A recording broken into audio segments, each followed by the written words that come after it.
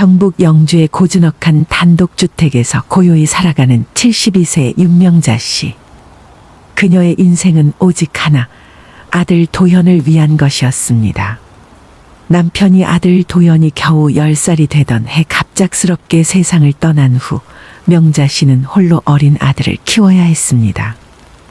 그날 이후 그녀의 삶은 180도 바뀌었습니다. 잠을 줄이고 웃음을 잃은 채 오로지 아들의 뒷바라지에 모든 것을 쏟아부었습니다. 허리가 휘도록 일하고 손에 물마를 날 없이 아들의 학비와 생활비를 벌었습니다. 명자 씨에게 아들은 세상의 전부이자 살아가는 이유였고 아들의 성공과 행복만이 그녀의 유일한 목표였습니다. 아들을 위해서라면 그 어떤 희생도 아깝지 않았습니다. 그렇게 아들만을 바라보며 살아온 세월이 어느덧 70이 넘어버렸습니다. 그러던 어느 날 명자 씨에게 청천벽력과 같은 소식이 전해졌습니다. 30년 지기 오랜 친구의 부고였습니다. 서울에서 치러지는 장례식에 참석해야 했지만 명자 씨는 혼자 상경하는 것이 영 내키지 않았습니다. 낯선 서울 땅에서 홀로 숙박을 해결하는 것도 부담스러웠고 무엇보다 아들 도연의 집이 서울에 있었기에 잠시나마 아들 집에 머물다 오고 싶다는 마음이 간절했습니다. 하지만 아들과 며느리에게 불편을 줄까봐 선뜻 말을 꺼내기가 어려웠습니다. 한참을 망설인 끝에 그녀는 조심스럽게 아들에게 전화를 걸었습니다. 도연아, 엄마야. 잘 지냈니? 다름이 아니라 이번에 너희 이모님, 그러니까 내 오랜 친구가 갑자기 세상을 떠나서 말이야. 서울에서 장례식이 있단다. 엄마가 서울에 하루 가서 너희 집에서 묵어도 될까? 하룻밤만 신세를 지면 될 것 같은데 혹시 괜찮겠니? 알겠어요. 유진이한테 한번 물어보고 연락드릴게요. 아들 도연의 말끝에 담긴 미세한 망설임. 그리고 유진이에게 물어보겠다는 그 짧은 말 한마디. 명자 씨는 그 찰나의 순간에 모든 것을 직감했습니다. 자신이 아들 부부의 집에 반가운 손님이 아님을, 오히려 불편하고 달갑지 않은 존재라는 것을요. 가슴 한구석이 서늘해졌지만 그녀는 애써 괜찮은 척 내색하지 않았습니다. 아들의 대답이 명확하지 않았음에도 그녀는 장례식에 참석하기 위해 서울로 향했습니다. 장례식을 마치고 피곤한 몸을 이끌고 아들 집에 도착했습니다. 초인종을 누르자 현관문이 열리고 며느리 유진이 모습을 드러냈습니다. 그녀의 표정은 차갑고 목소리 또한 건조했습니다. 마치 호텔 안내원처럼 기계적으로 말을 이어갔습니다. 어머님, 오셨어요? 짐은 저쪽 방에 두시면 됩니다. 슬리퍼는 현관 저기 있으니 갈아 신으시고요. 따뜻한 환영의 말 한마디나 오랜만의 만남에 대한 반가움은 찾아볼 수 없었습니다. 그저 해야 할 말을 던지는 듯했습니다. 명자 씨는 며느리의 차가운 태도에 다시 한번 가슴이 시려왔지만 애써 담담하게 짐을 풀고 신발을 갈아 신었습니다. 저녁 시간이 되었지만 누구도 밥을 차릴 생각조차 하지 않았습니다. 아들 도연은 명자 씨의 눈치를 보는 듯했고 며느리 유진은 아예 존재 자체를 무시하는 듯했습니다. 명자 씨는 마치 없는 사람처럼 느껴졌습니다. 낯선 공간에서 홀로 저녁을 해결해야 한다는 사실에 서러움이 밀려왔지만 그녀는 내색하지 않고 조용히 냉장고를 열어 반찬 몇 가지를 꺼냈습니다. 차가운 밥을 전자레인지에 데워 혼자서 묵묵히 끼니를 해결했습니다. 설거지를 하려고 싱크대 앞에 섰을 때였습니다. 며느리 유진이 등 뒤에서 불쑥 말을 건넸습니다. 어머님, 설거지는 직접 하셔야 해요. 그리고 혹시 시간이 되시면 집안 청소도 좀 부탁드릴게요. 저희가 바빠서 집안일을 잘 못하거든요. 대신 숙박비는 따로 안 받을게요. 하하, 농담이에요. 그것은 농담이 아니었습니다. 명자 씨의 가슴에는 비수가 꽂히는 듯했습니다. 자신은 손님도 그렇다고 따뜻한 가족의 일원도 아닌 그저 불편하고 귀찮으며 심지어 부려먹을 수 있는 존재로 취급되고 있었습니다. 평생을 아들을 위해 헌신하고 희생하며 살아온 지난 세월이 주마등처럼 스쳐 지나갔습니다. 서러움과 배신감이 밀려왔지만 그녀는 아무 말도 할 수 없었습니다. 끓어오르는 감정을 억누르며 묵묵히 설거지를 마쳤습니다. 그날 밤 명자 씨는 며느리가 지시한 방에 홀로 누워 좀처럼 잠을 이룰 수 없었습니다. 얇은 벽 너머에서 들려오는 며느리의 날카로운 목소리가 그녀의 귓가에 선명하게 박혔습니다. 당신 엄마잖아. 난 하루라도 싫어. 솔직히 얼마나 더 계시려는 건지 모르겠어. 엄마도 아닌데 왜 여기까지 와서 내가 눈치를 보게 만들어? 당신 엄마나 잘 모셔. 그 잔인하고 매몰찬 말에 명자 씨는 이불을 뒤집어 쓰고 소리 없는 눈물을 흘렸습니다. 흐느끼는 소리마저 들릴까봐 입을 막고 베개에 얼굴을 파묻었습니다. 평생을 바쳐 지켜온 가족이라 믿었던 사람들에게서 받은 첫 번째 균열이자 가장 깊은 상처가 새겨지는 순간이었습니다. 심장이 찢어지는 듯한 고통에 그녀는 밤새도록 잠 못 이루고 뒤척였습니다. 다음날 아침 며느리 유진은 어제와 다름없이 차가운 얼굴로 명자 씨에게 말을 걸었습니다. 마치 집주인이 하인에게 명령하듯 거침없었습니다. 어머님, 아침 식사 후에 거실 물걸레질 좀 해주시고 베란다에 있는 저희 수건들도 좀 널어주세요. 화장실 청소도 부탁드려요.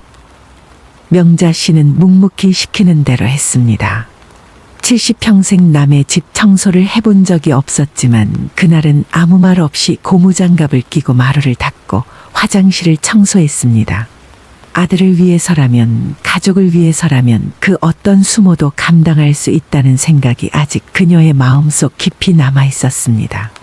점심시간이 지나고 유진이 외출했다가 돌아왔습니다. 그리고 갑자기 명자 씨를 노려보며 날카로운 목소리로 시계를 찾았습니다. 어머님, 제 시계 못 보셨어요? 얼마 전에 새로 산 롤렉스 시계인데 아무리 찾아도 보이지가 않네요. 시계? 시계라니? 얘야, 엄마는 그런 거 본 적도 없고 만진 적도 없어. 무슨 소리니? 작년 추석에 어머님이 보시고 예쁘다고 부러워하셨잖아요. 혹시 어머님이 잘못해서 가져가신 거 아니에요? 짐 속에 들어갔을 수도 있고요.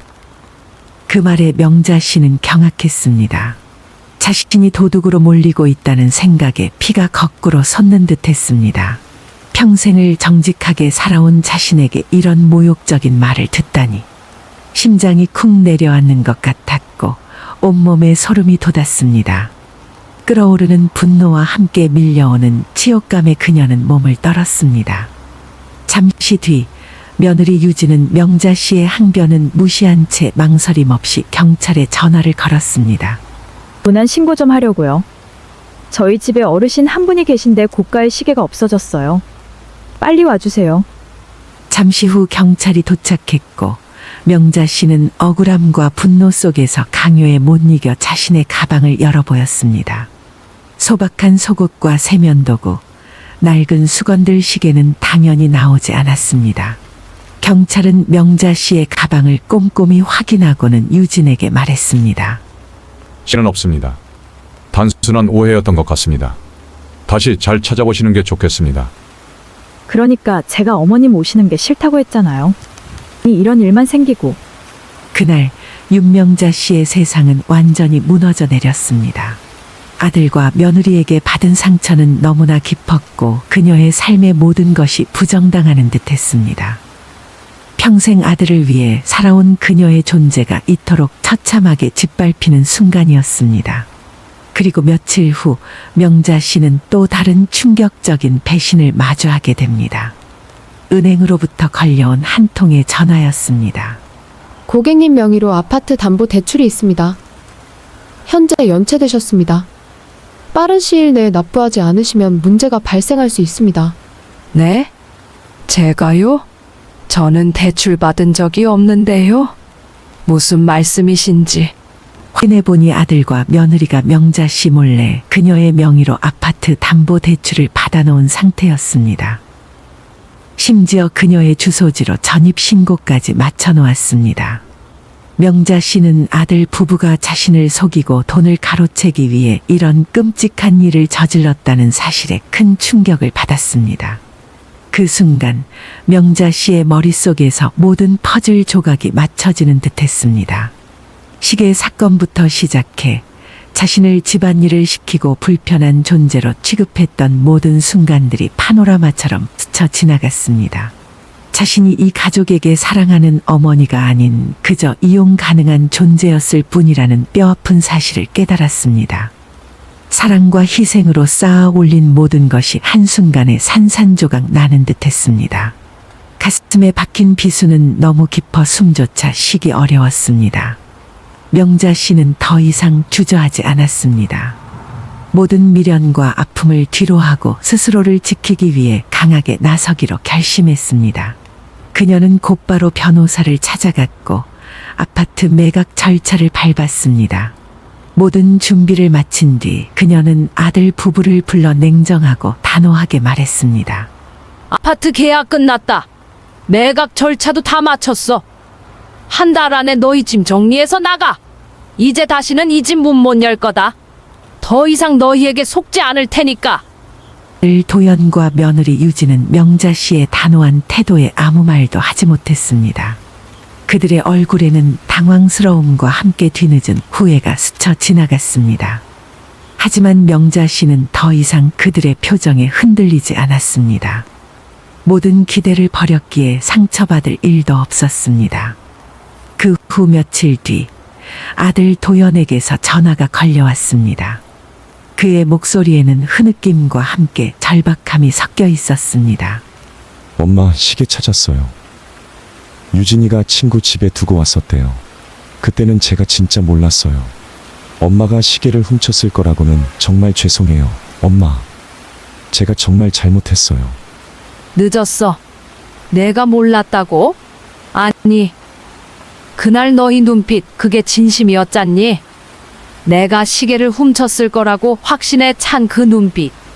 그리고 너희가 나 몰래 내 명의로 대출까지 받았다는 사실을 알았을 때 난 그때부터 더는 내 엄마가 아니야. 너희는 나를 가족으로 생각하지 않았어. 그저 이용하기 좋은 도구로 생각했겠지. 명자 씨의 목소리에는 단호함과 함께 깊은 슬픔이 배어 있었습니다. 아들의 뒤늦은 사과는 이미 그녀의 마음에 깊게 파인 상처를 치유할 수 없었습니다. 아들을 자신의 삶에서 완전히 지우고 모든 인연을 끊고 새로운 삶을 시작하기로 결심했습니다. 그녀는 조용한 전원주택으로 이사했고 자신의 유언장을 다시 썼습니다. 그곳에는 더 이상 아들에 대한 언급이 없었습니다. 가족 없음. 모든 재산은 사회복지재단에 기부한다. 그녀의 유언장에는 오직 사회를 위한 기부만이 명시되어 있었습니다. 한 달 뒤 아들 도연이 명자 씨가 이사한 전원주택을 찾아왔습니다. 그의 얼굴에는 후회와 초췌함이 가득했습니다. 명자 씨는 아들을 마주보고 앉았습니다. 엄마, 저 유진이랑 헤어졌어요. 다 제 잘못이에요. 제가 엄마를 제대로 지켜드리지 못해서 정말 후회하고 있습니다. 엄마, 다시 기회를 주세요. 제가 정말 잘할게요. 예전처럼 다시 살아요. 지금 난 행복하다. 너와 함께 하든 아니든, 내가 유진이랑 헤어졌든 아니든 이제 나에게는 더 이상 중요하지 않아. 이제 내 삶은 내가 책임질 거야. 너는 너의 삶을 살고 나는 나의 삶을 살겠다. 명자 씨는 더 이상 아들에게 의지하거나 휘둘리지 않았습니다. 아들과의 관계를 정리하고 나서야 비로소 자신만의 삶을 찾아가는 기분이었습니다. 그녀는 다시 태어났습니다. 누군가의 엄마가 아닌 한 사람 윤명자로서 온전히 자신의 삶을 살아가기 시작한 것입니다. 윤명자 씨의 삶은 이제 새로운 장을 열었습니다. 과거의 상처와 아픔을 딛고 일어서 오롯이 자신을 위한 삶을 살아가기로 결심한 그녀. 진정한 행복이 무엇인지 그리고 자신의 가치가 무엇인지를 깨달으며 앞으로 나아갈 것입니다. 그녀의 삶은 이제부터가 진짜 시작이었습니다. 그리고 그 끝에 어떤 그림이 그려질지는 아무도 알 수 없었습니다.